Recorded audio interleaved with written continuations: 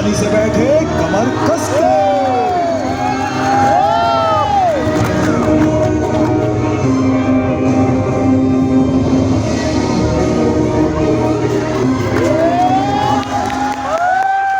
हम अपने ब्रह्मांड के प्रारंभ से 13.8 अरब वर्ष पीछे चले गए हैं।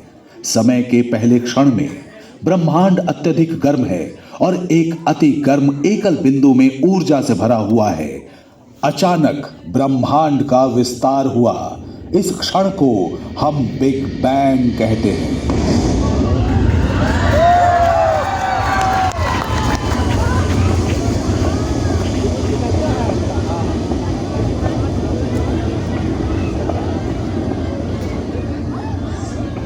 एक सेकंड के 10 लाखवें हिस्से के भीतर ब्रह्मांड उप परमाणु कणों के घने समूह में बदल जाता है।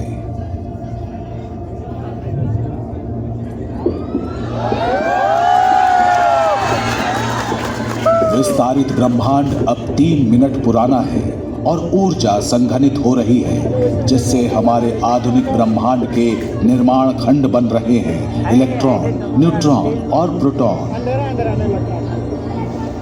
अरे ये चश्मा नहीं लगेगा, आ गया यहाँ नीचे। हाँ ऐसा मतलब विजुअलाइज से नहीं। अभी कुछ सुई ऐसे करेगा तो वो लगा आँख बंद बढ़िया करना। इसमें तो दर्द अभी नहीं हो भी नहीं रहा है, तो बच्चा को भी मालूम अच्छे लगा। ब्रह्मांड अब 380,000 साल का हो गया है। इलेक्ट्रॉन कहे जाने वाले कण धीमे हो गए हैं और प्रोटॉन की ओर आकर्षित होने लगे हैं। प्रत्येक इलेक्ट्रॉन में ऋणात्मक आवेश होता है और हर प्रोटॉन में एक जैसा धनात्मक आवेश होता है।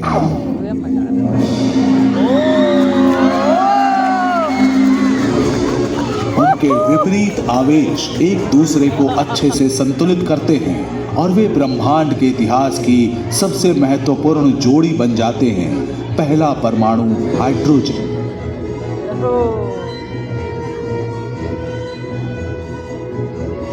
इलेक्ट्रॉनों को प्रोटॉन और न्यूट्रॉन के जोड़ों द्वारा भी पकड़ा जाता है और इससे पूरा होता है दूसरा सबसे सरल परमाणु हीलियम।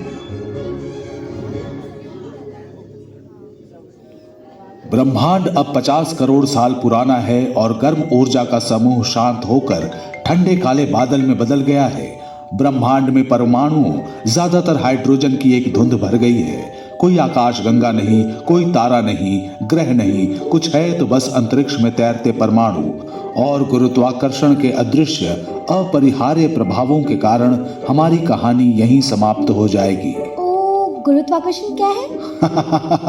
गुरुत्वाकर्षण एक अदृश्य शक्ति है जो द्रव्यमान वाली किसी भी वस्तु को हर दिशा में खींचती है। परमाणु वास्तव में बहुत छोटे होते हैं, लेकिन प्रत्येक का द्रव्यमान बहुत कम होता है। इसलिए प्रत्येक परमाणु का गुरुत्वाकर्षण धीरे धीरे बिना दिखे ब्रह्मांड में दूसरे परमाणु को खींच रहा है। धीरे धीरे लेकिन पक्के तौर पर यह गुरुत्वाकर्षण पूरे ब्रह्मांड में हाइड्रोजन के बादलों को आकार देता है।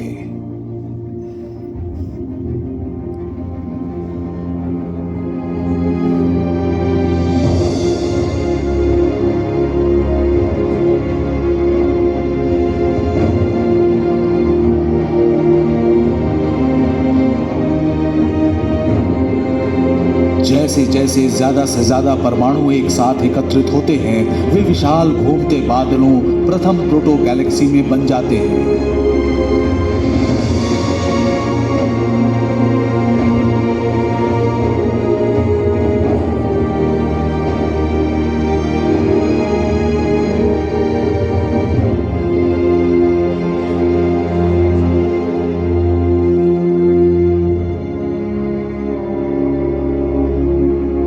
जैसे जैसे आकाश गंगाएं आकार लेती हैं, अंदर गहरे चमकीले धब्बे दिखाई देने लगते हैं। ये नई रोशनी अति विशाल शुरुआती सितारों के जन्म का संकेत है।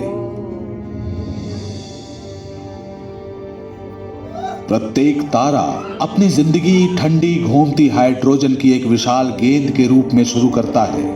जैसे ही घूमते बादल का गुरुत्वाकर्षण चारों ओर की गैस को खींचता है, गेंद बढ़ने लगती है और बढ़ती जाती है।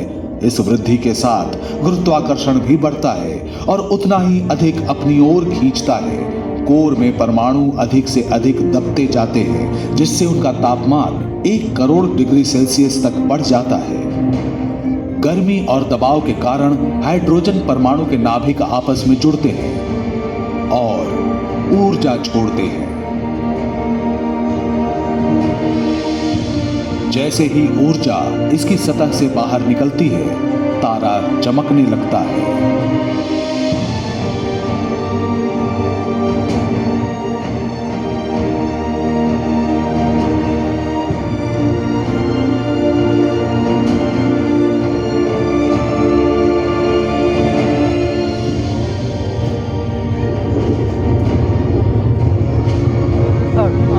बादल पे आ गए अपना लोग।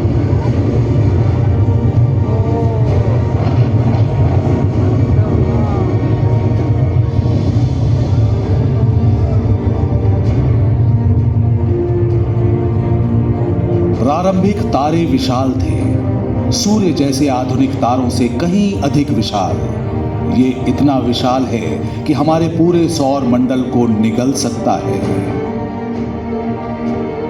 अगर तारे को आधा काटा जाए तो आप चमकते कोर के चारों ओर गर्म हाइड्रोजन प्लाज्मा की बाहरी परतों को घूमते हुए देखेंगे। कोर वो स्थान है जहां परमाणु संलयन प्रक्रिया द्वारा लगभग सारी गर्मी उत्पन्न की जाती है। परमाणु संलयन से तारा सिर्फ चमकता नहीं, बल्कि उसके अंदर कुछ नया बनता भी है।